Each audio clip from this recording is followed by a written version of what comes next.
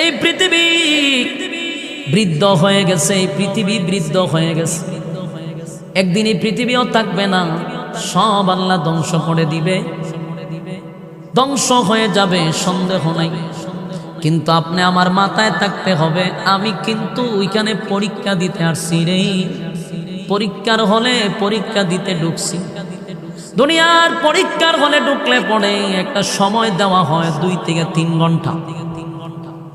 3 ঘন্টা সময় পরীক্ষার হলের ভিতরে যে পরীক্ষার্থী তার স্বাধীনতা দেওয়া হয় লেখার জন্য। মাঝখানে টিচাররা হাঁটাহাঁটি করে, না লিখলেও আপনারে বাধা দেয় না, লাঠি দিয়ে আপনাকে আঘাত করে না, শাসন করে না।